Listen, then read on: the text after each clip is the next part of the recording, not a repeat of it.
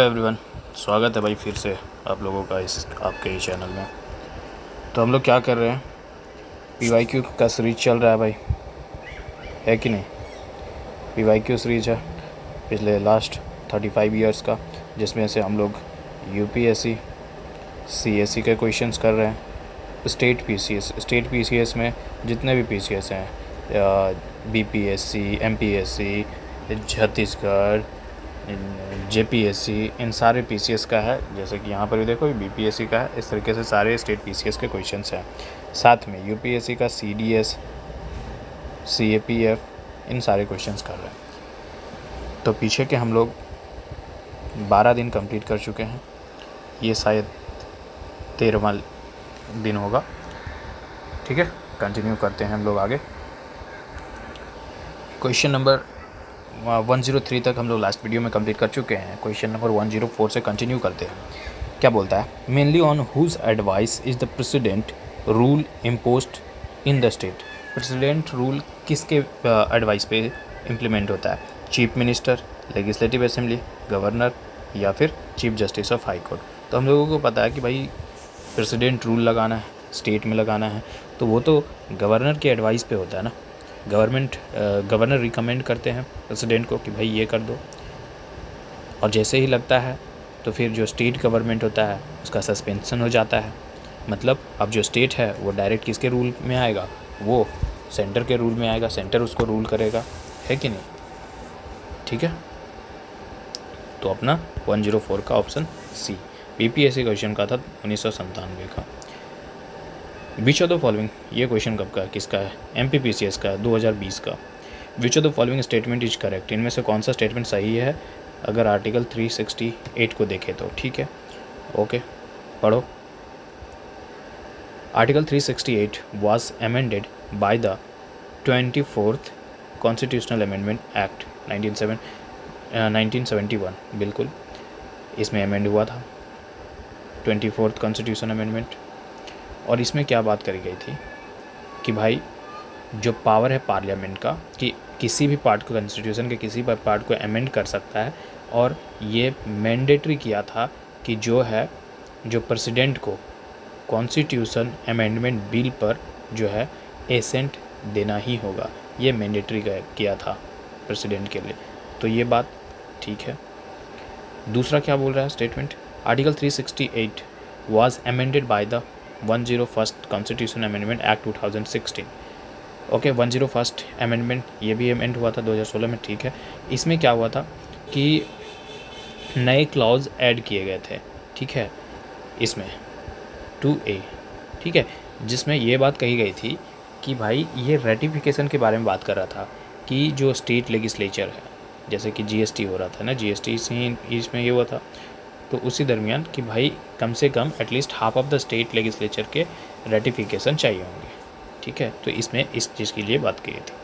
तो दोनों ही स्टेटमेंट सही है। 105 का C, क्योंकि 1 और 2 यहीं है, दिख रहा है। ठीक है, 106 ये है MPPCS 2020 का question. When was the special right and the Privi purse enjoyed by the Union princely state abolished। Privi purse को कब एबॉलिस्ट कर गया था? तो पहले तो ये तो समझो कि प्रीवी पर्स होता क्या है। तो एक स्पेसिफिक तरीके का अमाउंट होता है, पैसा होता है, जिसको पेड किया जाता है। ठीक है, पेड किया जा रहा था किसको? एनुअली पेड किया जा रहा था annually by the Indian government. किसको? तो जो प्रिंसली स्टेट्स के रूलर थे उनको और उनके सक्सेसर को। ठीक है, ये तो ये और भी सारे प्रीवी पर्सन के जो है उसके देने के जो है बहुत सारे फैक्टर्स होते थे कि भाई वो स्टेट का रेवेन्यू कितना है, वो स्टेट किसके रूल में है, ब्रिटिश रूल में है या क्या है। ठीक है, तो इसको जो है वो इस चीज़ को क्या बोल रहा है, इस चीज़ को एबॉलिस्ट किया। कब किया था? तो ये 26th, हम लोग जानते हैं 26th कॉन्स्टिट्यूशन अमेंडमेंट के थ्रू इसको एबॉलिस्ट कर गया था 1971। और अभी हम लोग देखे हैं।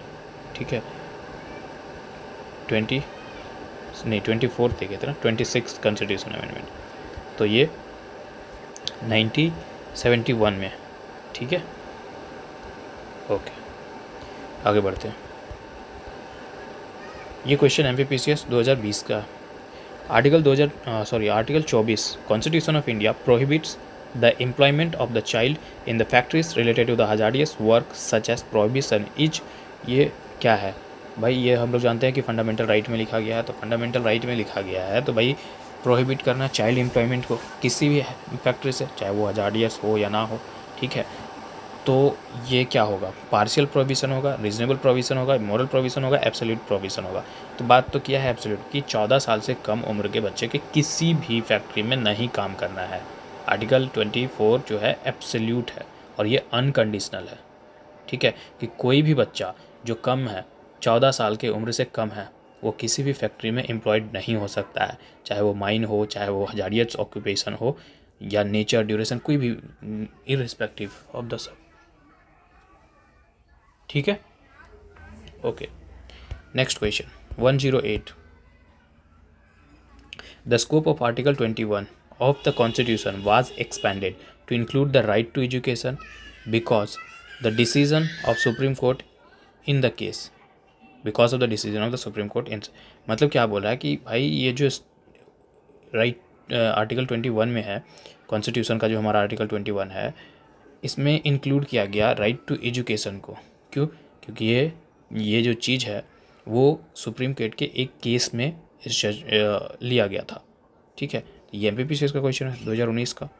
तो किस केस में लिया गया था? तो ये केस था यूनियन कृष्णन वर्सेस आंध्र प्रदेश। यही इसमें ही बात करी गई थी कि भाई मतलब सुप्रीम कोर्ट हेल्ड करता है कि राइट टू एजुकेशन जो है एक इम्प्लिसिट राइट है राइट टू लाइफ का। जैसे कि एजुकेशन हम लोग पीछे के कुछ वीडियोस में बात कर चुके हैं कि एजुकेशन जो है एक पर्सनालिटी डेवलपमेंट का काम है, एक ह्यूमन डेवलपमेंट का एक सोर्स है भाई, और इंसान अपना डेवलपमेंट वहीं से कर सकता है, ठीक है। तो एजुकेशन को उसके लाइफ से हटा नहीं सकते हैं, है कि नहीं? तो उसका राइट टू लाइफ का पार्ट है वो, ठीक है। तो उसी में ये इस केस में सुप्रीम कोर्ट कहता है कि नहीं, ये फंडामेंटल राइट है भाई चिल्ड्रन का, ठीक है, कि भाई उसको होना चाहिए एजुकेशन में। तो इसलिए फिर इसको फंडामेंटल राइट में भी लाया गया। DPS में भी हम लोग देखते हैं इसको आर्टिकल 45 में लिखा गया, है कि नहीं? तो ये बाकी के केसेस में क्या करी गई? तो बाकी के केस में एक क्वेश्चन हम लोगों का पीछे में था, 1 या 2 दिन पीछे जाओ, 1 या 2 दिन के पीछे के वीडियो में जाओ, वहाँ मिल जाएगा कि इनमें से कौन सा राइट्स जो है फंडामेंटल राइट आर्टिकल 21 के अंदर इसमें कवर करता है। तो राइट टू प्रिवेसी भी था, राइट टू मेडिकल एड भी था और राइट टू शेल्टर भी था। तो वो सारे इन जजमेंट से निकल करके आते हैं। जैसे Govind versus state of Madhya Pradesh, इसमें जो है इसमें राइट टू प्राइवेसी के बारे में बात करता है। ये 1975 का जजमेंट है। यहाँ पर भी राइट, अभी तो जानते हैं पुट्टू स्वामी वाला में आ जाता है, ठीक है, ज़्यादातर वही ध्यान में आता है, लेकिन ये 1975 में भी राइट टू प्राइवेसी की बात करी थी। फिर Premanand Katra versus Union of India जो है, ये केस 1989 का है, ये केस 1989 का है, और इसमें जो है वो राइट टू मेडिकल एड की बात करता है, ठीक है। उसके बाद चमेली Singh versus state of Uttar Pradesh, ये केस 1996 का है, और इसमें जो है वो राइट टू मतलब आर्टिकल 21 में राइट टू शेल्टर को रिकॉग्नाइज करता है, समझे? मतलब Govind versus state of Madhya Pradesh में भाई इसमें ये है कि आपका राइट टू प्राइवेसी को करता है, और ये प्रेमानंद कात्रा में ये राइट टू मेडिकल एड, और चमेली सिंह में राइट टू शेल्टर, और यूनियन कृष्णन में इसमें एजुकेशन के बारे में, ठीक है। आगे क्वेश्चंस फिर से आएंगे तो भाई ध्यान रखना, ठीक है। ये क्योंकि लास्ट के क्वेश्चन जो हम लोग PYQ कर रहे हैं उसके बेसिस पे ये बन सकता था। When were the fundamental duties mention in the constitution, constitution में फंडामेंटल ड्यूटी कब मेंशन किया गया? तो क्या जब कॉन्स्टिट्यूशन बन रहा था तभी? बिल्कुल नहीं। 26 जनवरी 1950? बिल्कुल नहीं। In the 42nd constitutional amendment, बिल्कुल, ये बात हम लोग जानते हैं कि 42nd कॉन्स्टिट्यूशनल अमेंडमेंट 1976 में इसको ऐड किया गया था। और रिकमेंडेशन किसके बेसिस पे किया था भाई? रिकमेंडेशन था स्वर्ण सिंह कमेटी का। एहसास हुआ कि नहीं, फंडामेंटल ड्यूटी टाइप की चीज़ भी कुछ होनी चाहिए, तो ऐड किया गया उसमें। फिर इसके साथ हम लोग ये भी जानते हैं 42nd constitutional amendment mini constitution के नाम से, जिसमें और भी चीज़ें, बहुत सारी चीज़ें ऐड करी गई थी। हम लोग बार बार पढ़ते आ रहे, socialist, secular, democratic, socialist, secular और इंटीग्रिटी सब जो था वो ऐड किया गया था प्रियम्बल में, है कि नहीं? और भी बहुत सारे चीज़ हुए थे। फिर 44th अमेंडमेंट में जो था उसको ठीक किया गया था। तो फंडामेंटल ड्यूटी सी जो है इसका 109 का सी ऑप्शन सही है। ठीक है, आगे बढ़ते हैं। The directive principles are the directive principle क्या है? जस्टिसिएबल है, नॉन जस्टिसिएबल है, रिजिड है, फ्लेक्सिबल है। तो भाई ये क्या है? डायरेक्टिव प्रिंसिपल हम लोग तो जानते हैं कि भाई ये नॉन जस्टिसिएबल है। मतलब नॉन जस्टिसिएबल इसका नेचर है, मतलब क्या कि हम लोग इसको लीगली इन्फोर्स नहीं करा सकते। मतलब क्या है? ये not legally enforceable by court. तो ऑप्शन क्या है? बी। 111 क्या बोलता है? Statement constitution of India is basically federal in nature. बिल्कुल, हम लोग शुरुआती में पढ़ते हैं, जब कॉन्स्टिट्यूशन के इंट्रोडक्शन में पढ़ते हैं तभी कहते हैं कि भाई कॉन्स्टिट्यूशन ऑफ इंडिया दोनों ही फेडरल और यूनिटी दोनों ही है। तो हम लोग कह सकते हैं कि ये कॉन्स्टिट्यूशन ऑफ इंडिया जो है वो कह सकते हैं कि फेडरल है नेचर में, है कि नहीं?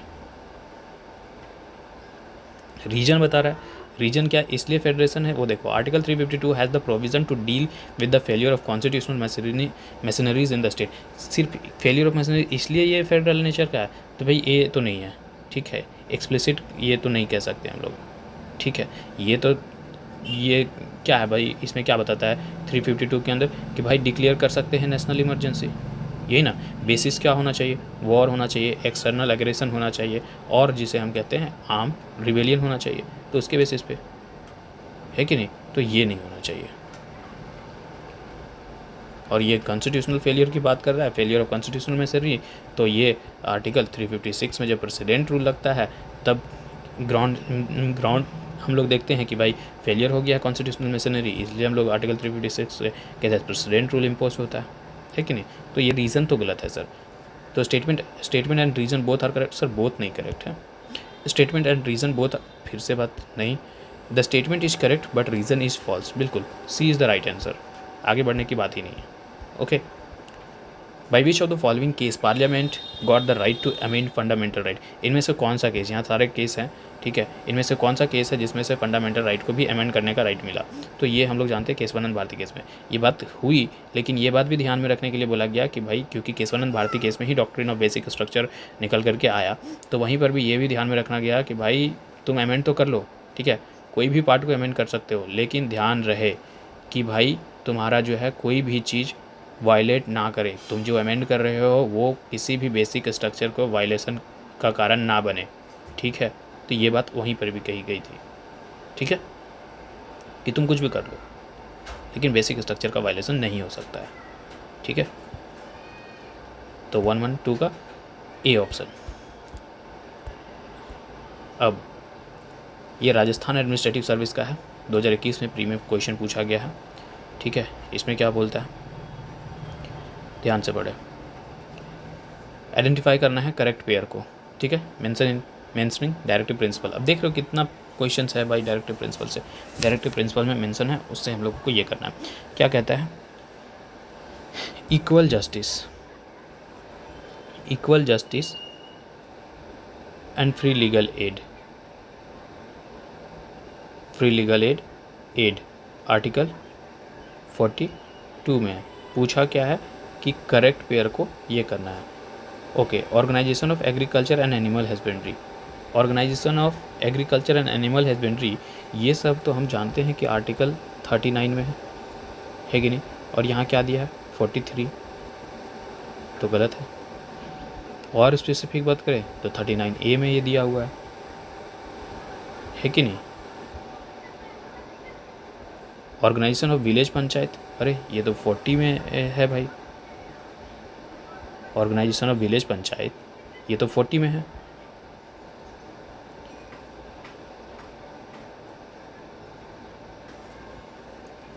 तो यहाँ क्या है, ये 41 लिख करके रखा है, तो ये तो 40 होना चाहिए, है कि नहीं?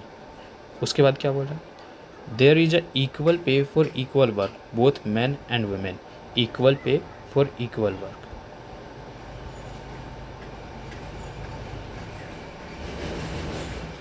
तो ये चीज़ सही है। थोड़ा सा यहाँ मिस प्रिंटिंग है, ठीक है। ये सी दोनों ही हो गया, ये सी रहने दो, ये डी कर लो। तो ऑप्शन डी जो है वो सही है, ठीक है।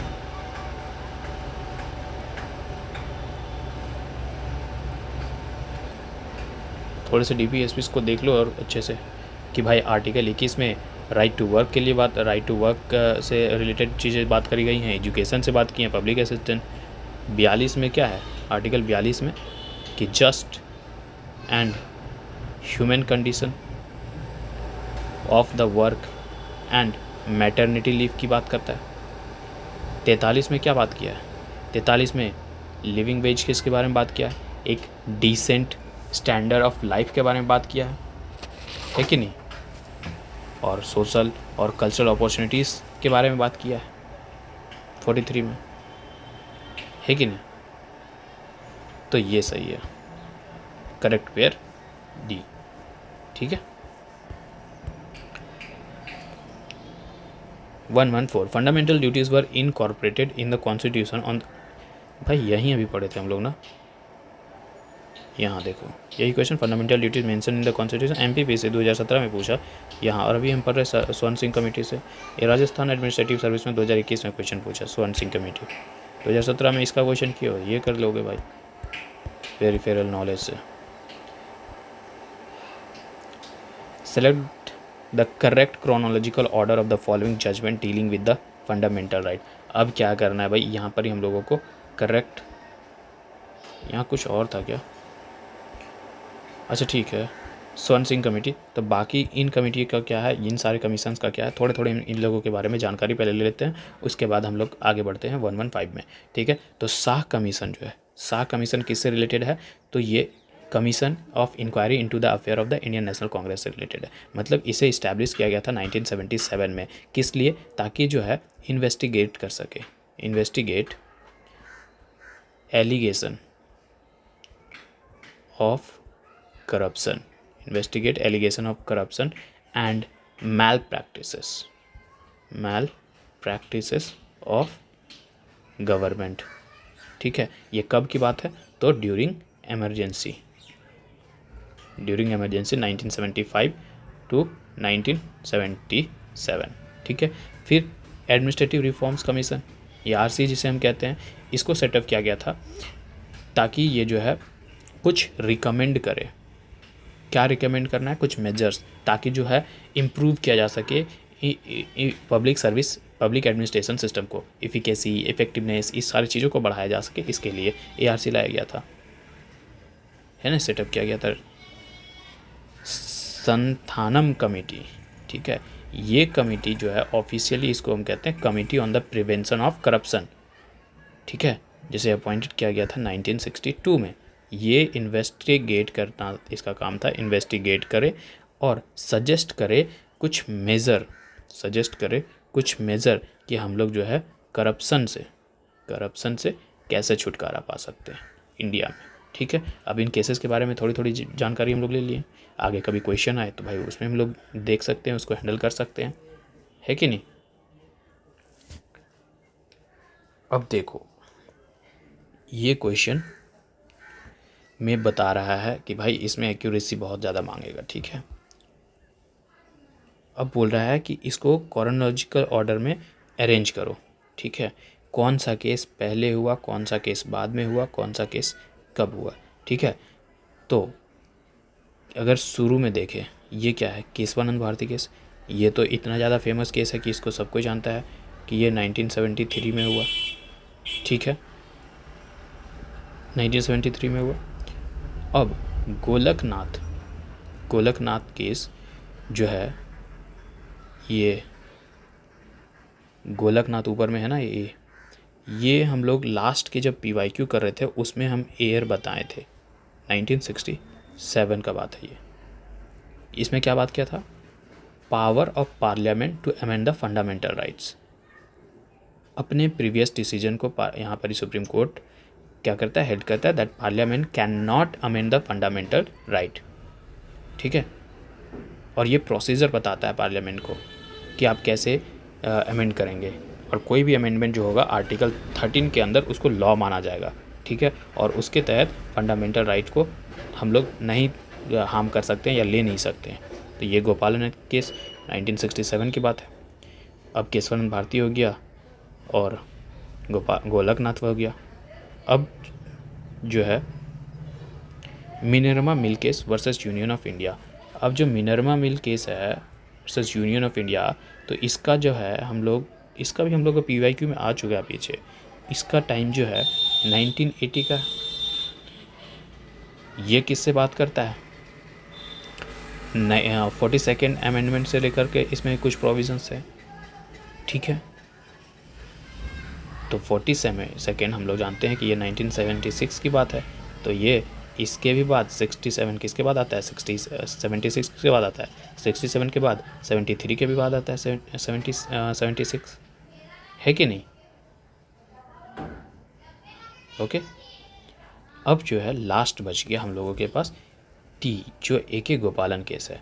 अब AK गोपालन केस जो है ये केस है 1950 का, ठीक है, जिसमें प्रिवेंटिव डिटेंशन और जो है आर्टिकल 21 के स्कोप से बात करी गई है, ठीक है, कि fundamental rights are not absolute और उसे रिस्ट्रिक्ट किया जा सकता है लॉ के जरिए।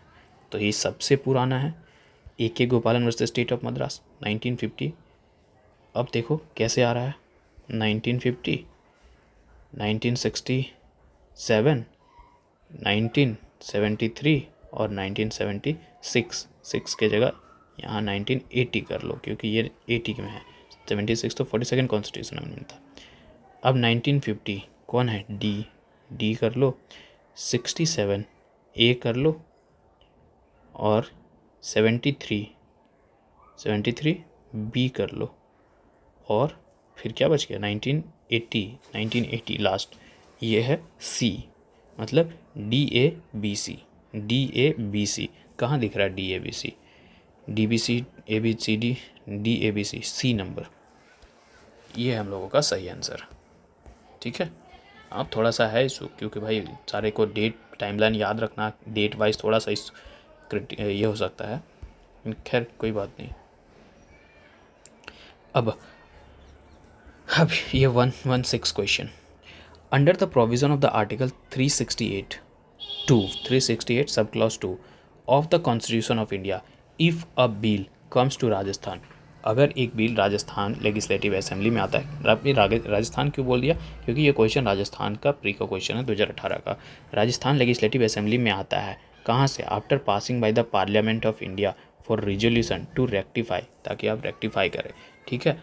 तब क्या हो सकता है? तब कौन कौन से ऑप्शन अवेलेबल हैं? तो resolution can be passed by assembly, बिल्कुल कैन भी कर सकते हैं, ठीक है, और नहीं भी कर सकते हैं, ठीक है। कैसे कर सकते हैं? तो सिंपल मेजोरिटी से कर सकते हैं, simple majority of present and voting, ठीक है, ये कर सकते हैं। Resolution can be rejected by assembly, हाँ, तो ये भी पावर है भाई असेंबली के पास कि रिजेक्ट कर दे वो भी कैसे? Same simple majority of present and voting. उसके बाद तीसरा जो है, no amendment shall be propose to such a resolution.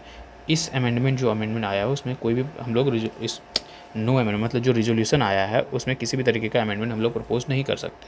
तो बिल्कुल ये भी कर सकते हैं कि असेंबली जो है को किसी भी तरीके का अमेंडमेंट नहीं उसमें प्रपोज करे और बिल को पास कर दे, ठीक है। तो तीनों ही ऑप्शन अवेलेबल है, तो अपने पास ऑप्शन जो है D 1, 2, 3 वो तीनों सही है, ठीक है।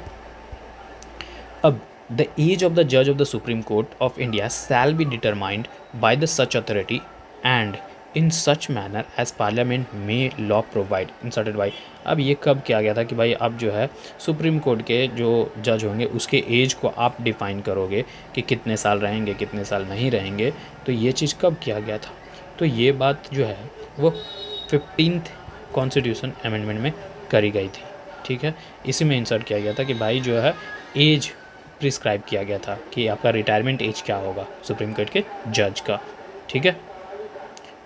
तो ये हम लेकर के आएंगे कॉन्स्टिट्यूशन अमेंडमेंट सारे कोई का, हम पीछे भी वीडियो में बात किए हैं कि कुछ मेजर अमेंडमेंट्स का हम लोग लेकर के आएंगे जो कि ध्यान में रखने के लिए हो। ओके, अब क्वेश्चन 118, ये क्वेश्चन आधा है, हम पूरा यहाँ करते हैं इसको। ओके, अब पूछ रहा है करेक्टली मैच्ड, ठीक है, कौन कौन करेक्टली मैच है, ठीक है। अब यहाँ से देखो, एक झलक देखो और पता करो कि भाई पहले, क्योंकि देखो यहाँ से सब अमेंडमेंट तो मेरे को भी नहीं याद है भाई, ठीक है। लेकिन हम जब बना रहे थे तो हमको कुछ आ रहा था जिसमें से क्वेश्चन बन रहे थे, ठीक है। और एक तुम पकड़ लोगे तो उसके बेसिस पे क्वेश्चन बन जाएगा, ठीक है।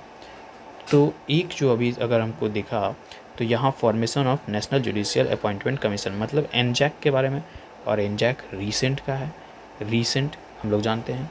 तो ये 99th अमेंडमेंट 2014 का बात करता है, और अभी भी इस पर कुछ चर्चा चलती रहता है। तो सी का 4 अगर देखो तो सी का 4 यहाँ भी है, सी का 4 यहाँ है। चलो 2 ऑप्शन तो हम एलिमिनेट कर दिए सर, ठीक है, सी का 4, क्योंकि 99th अमेंडमेंट 2014 ये एनजैक के बारे में बात करता है कि नहीं। अब जो है दूसरा जो हम लोग जान सकते हैं वो 91st ये जो लिमिट कर रहा था काउंसिल ऑफ मिनिस्टर्स को साइज को, कि 15% से जो है लेजिस्लेटिव या मेंबर्स जो हैं हाउस ऑफ पीपल्स के या लेजिस्लेटिव असेंबली के, वो 15% से टोटल से 15% से ये नहीं हो सकते हैं। तो limit of the size of the council of minister D, ये जो चीज़ है वो 91st अमेंडमेंट में हुआ था। अब ये 2D, मतलब डी का 2 यहाँ है सर। अब ऑटोमेटिकली ये हो गया, 2 पता होने से पूरा आंसर निकल रहा है, ठीक है। अब बी का क्या है 1, अब बी का 1 देख लो, protection of SC/ST reservation, filling backlogs, vacancies, ये क्या बोल रहा है बी का 1, ये 81st अमेंडमेंट 2000 की बात करता है, उसमें हुआ था। उसके बाद अब बच गया है ए का 3, जो right to cooperative society under 19(1)(c), उसका 3, ये भी जाना पहचाना था, ठीक है। तो ऐसा नहीं है कि अगर नहीं पहचाना है, नहीं जान रहे हम सारे कोई को तो नहीं होगा, 1-2 क्वेश्चन से हो जाता है, एक दो आंसर ही आ रहे हैं तो उससे हम लोग आंसर तक पहुंच सकते हैं, ठीक है। तो इसका सी आंसर सही है।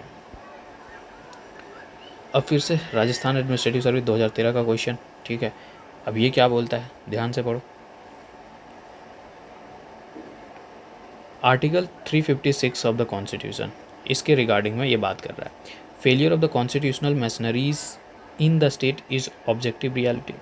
हाँ ठीक है भाई, ऑब्जेक्टिव रियलिटी ठीक है, कॉन्स्टिट्यूशनल मशीनरीज फेल हो गया है और उसके बेसिस पे हम कर सकते हैं, प्रेसिडेंट रूल लगा सकते हैं, ठीक है, ओके, ये बात तो सही है।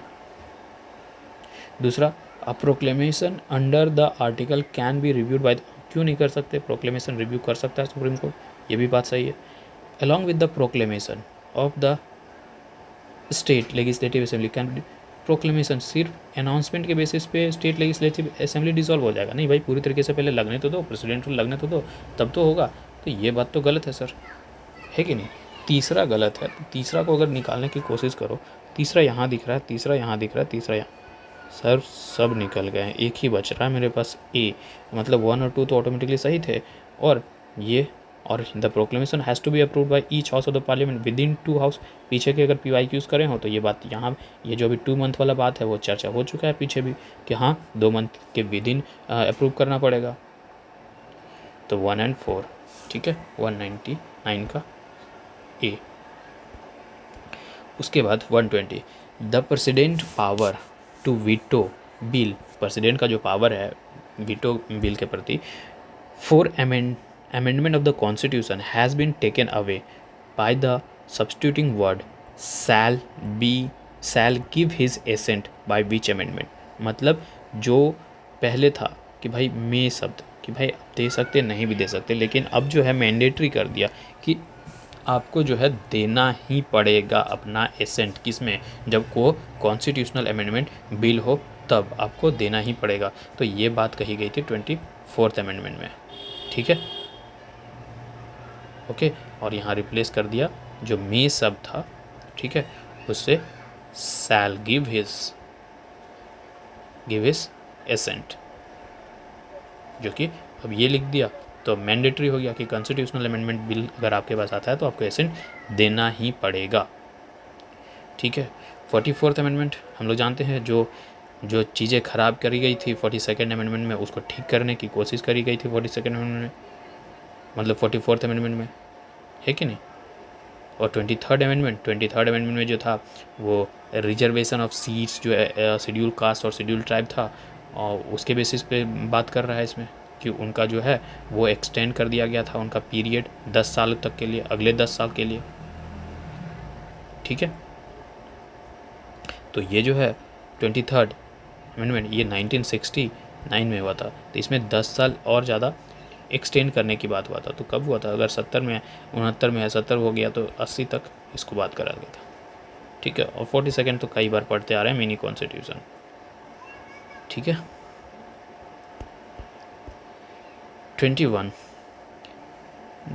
Through the 44th constitutional amendment 1978 all, ध्यान से, all the directive principle of the state policy have given the preference over the fundamental right। नहीं सर, all नहीं, हम लोग जान रहे हैं पीछे के PYQ से, ये सिर्फ जान रहे हैं कि कुछ 39B और C था, सभी फंडामेंटल ड्यूटीज़ नहीं, ठीक है। तो ये तो गलत कर दिया। चलो तो स्टेटमेंट 1 तो गलत है सर, नाइदर 1 और 2 ये नहीं कह सकते अभी, बोथ तो कह ही नहीं सकते क्योंकि एक गलत हो गया है, 1 तो कह ही नहीं सकते हैं क्योंकि एक गलत हो चुका है। अब दूसरा स्टेटमेंट पढ़ लो, Supreme Court has laid down in the verdict in Minerva mill case 1980 that the preference given only to the directive principle of state policy mention in the 39B और C ओवर द फंड। बिल्कुल जो बात वहाँ reason बना वही यहाँ explain कर दिया, है कि नहीं। तो ये बात तो सही है, तो ओनली 2 इज़ द करेक्ट, ठीक है। आगे बढ़ते हैं।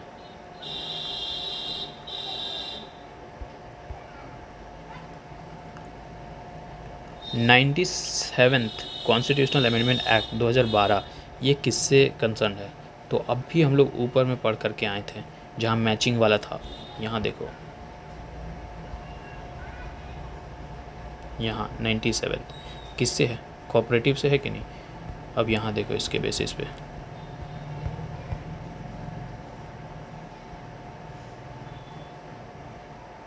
Free and compulsory education for the children up to the 14 year, नहीं। Organisation and the working of the cooperative society, बिल्कुल यही तो बात करता है कि नहीं। अभी पीछे बस देख करके आए, है कि नहीं, और ज़्यादा इसमें डिस्कशन की ज़रूरत नहीं है।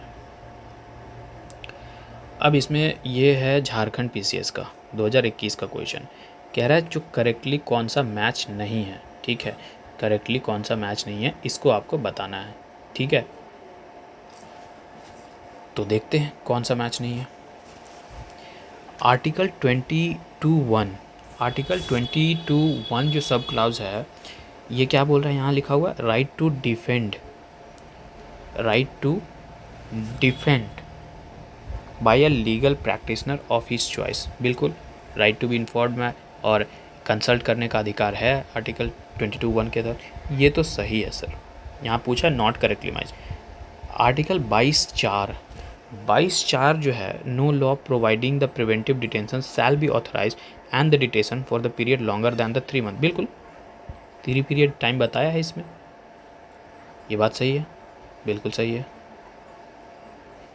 आर्टिकल 22(2) पार्लियामेंट में by the law prescribe the circumstances under which a person may be detain for a period longer than 3 month. Parliament का बात कर रहा है, पार्लियामेंट का बात कर रहा है। 1 मिनट रुको, ध्यान से पढ़ो, ठीक है, ध्यान से पढ़ो। पार्लियामेंट में by law prescribe the circumstances under which a person may be detained for a period longer than the 3 month. Parliament क्यों करेगा यहाँ पर? 22 का सब क्लॉज 2 है, कहता है कि डिटेंड किए हो अगर इंडिविजुअल को तो उसको जो है प्रोड्यूस करना है नियरेस्ट मजिस्ट्रेट के सामने, और वो भी time period within 24 hour. तो ये तो मजिस्ट्रेट की बात करता है और टाइम पीरियड की बात करता है 24 आवर, ये बात तो नहीं करता है भाई। और नॉट करेक्ट की बात कर रहा है तो यही है। फिर भी 22 का 1 देख लो, सब क्लॉज 1, ये कहता है no person who is arrest shall be custody without the being the inform. बिल्कुल राइट टू इन्फॉर्म्ड है भाई उसको, है कि नहीं? तो ये बात तो सही है, यहाँ गलत है ये, ठीक है। एक बार ध्यान से फिर से रिकैप। 21A क्या कहता है? Sub clause 1। अच्छा ये देखो 21A और यहाँ 21A दोनों में ही है, ठीक है। तो ठीक है, एक दूसरों का एक्सटेंडेड वर्जन कह सकते हैं। बात एक ही है कि राइट टू कंसल्ट करना है, इन्फॉर्म कर रहा है, ठीक है। लीगल प्रैक्टिशनर कंसल्ट करने का है, डिफेंड बाय लीगल प्रैक्टिशनर, एक पोर्शन पार्ट यहाँ रख दिया है और यहाँ पर ही आपको यहाँ एक पोर्शन रख दिया कि आपको इन्फॉर्म करने का, ठीक है। तो ये गलत था, सी नंबर। 24 नंबर क्वेश्चन क्या बोलता है, मतलब 124 number question, under which of the following article of the supreme court is empowered to issue the different writ from the enforcement of the fund. भाई ये इस चीज़ को हम लोग कल ही करके आए हैं, ये आर्टिकल 32 ये आंख बंद करके आंसर मारा जा सकता है, ठीक है। ये कल ही किया और हम लोग सारे रीड्स के बारे में भी जानकारी लिया है कि नहीं। आगे देखो, which constitutional amendment bifurcated the combined national commissions for the scheduled caste and the scheduled tribe into two separate body। तो ये हुआ था कहते हैं 89th अमेंडमेंट में, ठीक है। दो अलग अलग पहले कंबाइन हुआ करता था, लेकिन जिसको है national commission for schedule caste under article 338 और national commission for scheduled tribe under article 338A में रखा गया। तो इसमें किया गया था। हम लोग 42 भी पढ़ करके आए, 44 भी पढ़ करके आए, इसमें ऐसा कुछ भी बात नहीं था, और 93 भी पढ़ करके आए, ऐसा कुछ नहीं था। 126 question, as a part of the right to freedom, ठीक है, तुम्हारा राइट टू फ्रीडम है, which one of the following does not form a part of freedom to assemble peacefully without arm. इनमें से कौन सा चीज़ नहीं है? झारखंड PCS 2013 का क्वेश्चन है, ठीक है। अब बोलता है कि भाई पीसफुल असेंबली होने का अधिकार है, राइट टू फ्रीडम के अधिकार पे है कि असेंबल होना है पीसफुली विदाउट आर्म्स, बिल्कुल ये चीज़ लिखा हुआ है। People who assemble should not bear the arms, बिल्कुल आप आर्म नहीं रख सकते हो। State can make the law imposing reasonable restriction on the execution of his right, बिल्कुल स्टेट रीजनेबल रिस्ट्रिक्शंस लगा सकता है, ठीक है। ये नहीं कर सकता है। Gherao, official not performing their official duty, gherao जो शब्द है ये घेरो है, मतलब कि अगर तुम एक इंसान है, ऑफिसर्स है, और तुम जो हो, तुम लोग पब्लिक ऐसे इंसान को घेर लिए, घेर मतलब कि चारों तरफ से सराउंडिंग में घेर लिए उसको, और वो बीच में है और तुम चारों तरफ से घेर लिए, इसे कहते हैं घेरो। तो घेरो मतलब एक तरीके का प्रोटेस्ट फॉर्म, कोई गवर्नमेंट ऑफिसर्स है, वहाँ जाकर के तुम चारों तरफ से उसको घेर लिए, गवर्नमेंट का घर है उसको चारों तरफ से जाकर के घेर लिए हो, तो ये चीज़ नहीं लिखा हुआ है, ठीक है, ये नहीं है, ये पूरी तरीके से मेंशन नहीं है। तो ये जो है ये इसको हम लोग कह सकते हैं आंसर, ठीक है। अब 127, विच of the following constitution amendment act provides for the goods और सर्विस टैक्स। भाई अभी भी न्यूज़ में है GST, और अभी जब न्यूज़ में है तो कुछ तो प्रोविज़न पढ़ोगे कि कब अमेंडमेंट हुआ था, कब नहीं अमेंड हुआ था। तो हम लोग जानते हैं कि ये 101st अमेंडमेंट हुआ था, 101st अमेंडमेंट 2016, और फिर 1 जुलाई 2017 से ये लागू हुआ था, इंट्रोड्यूस किया गया था, इम्प्लीमेंट किया गया था, है कि नहीं। तो ये D। 128 आई थिंक, अच्छा ये सेकेंड लास्ट क्वेश्चन है। What are the restrictions in the freedom to manage religious affair in the article 26 of the constitution। आप रिलीजियस फ्रीडम्स मैनेज, मतलब कि अगर फ्रीडम जाएँ राइट जो है ना आर्टिकल अपने पास फंडामेंटल राइट आर्टिकल 26, उसके अंदर में आपके पास कौन कौन से, मतलब जो है रिलीजियस अफेयर्स से रिलेटेड जो अधिकार है उसमें से रीजनेबल रिस्ट्रिक्शंस जो हो सकते हैं वो कौन कौन से हो सकते हैं। पब्लिक ऑर्डर हो सकता है, बिल्कुल हो सकता है। नेशनल सिक्योरिटी नहीं, भाई नेशनल सिक्योरिटी इतना बड़ा मुद्दा उस रीजन बेसिस पे नहीं बनेगा, ठीक है, उतना बड़ा नहीं बनेगा। एजुकेशन ये भी नहीं, एजुकेशन और कहाँ रिलीजन को तुम इधर अभी जोड़ रहे हो।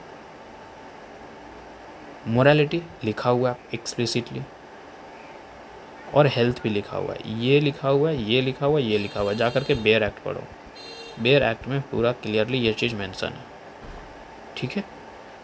तो ये नहीं है, ये नहीं है। 1, 4 and 5, 1, 4 and 5, 1 and 4 D, 1, 4 and 5, ठीक है, यहाँ बात किया। क्योंकि ये सारी चीज़ें नेशनल सिक्योरिटी, एजुकेशन, सेकुलरिज्म, ये लिखा ही नहीं हुआ है आर्टिकल 26 के अंदर, ठीक है, छत्तीसगढ़ PCS का था ये, 2018 का क्वेश्चन। अब rights are called fundamental right. अब जो अधिकार हैं उसको हम लोग फंडामेंटल राइट बोल रहे हैं। क्यों बोल रहे हैं? Rights are called fundamental right क्यों बोल रहे हैं? क्योंकि ये रिटन है कॉन्स्टिट्यूशन में, इसलिए बोल रहे हैं। तो हाँ, एक कारण हो सकता है कि भाई ये रिटन है, बिल्कुल पूरी तरीके से पार्ट 3 में हम लोग देखते हैं कि ये रिटन है, ठीक है, इन्फोर्सेबल भी है कोर्ट के जरिए। तो ये बात तो चलो ठीक है। इट इज़ अ डेमोक्रेटिक, क्या डेमोक्रेटिक है इसलिए हम लोग बोल सकते हैं? नहीं, राइट्स तो कहीं भी अवेलेबल हो सकते हैं, तो इसको भी होल्ड डाउन करते हैं। It is a public welfare, नहीं सर, पब्लिक वेलफेयर तो DPSP में बात किया है कि नहीं? तो 3 को तो हटा दो, 3 यहाँ है, 3 यहाँ है, 3 यहाँ है, हटा दो। अब क्या बचा? It is essential for personality development, बिल्कुल। Right to education fundamental right में ही है ना। और एजुकेशन के बारे तो हम लोग कभी कितनी बार बात कर चुके हैं कि भाई इंसान का वो बेसिक एसेंशियल नीड है कि वो अपने आप को डेवलप करे। तो 4 तो होगा ही होगा। 1 और 4 कहाँ है? एक ही चीज़ में दिख रहा है 1 और 4, और 5वां लास्ट बच गया, parliament can't make law against it. बिल्कुल ये है, लॉ बना सकता है लेकिन बेसिक स्ट्रक्चर को वायलेट नहीं कर सकता है ना। तो एक तरीके से वो भी सही है, ठीक है। तो 129 क्वेश्चन तक हम लोग आज कंप्लीट किए हैं, ठीक है। मिलते हैं फिर अगले वीडियो में, तब तक के लिए बाय।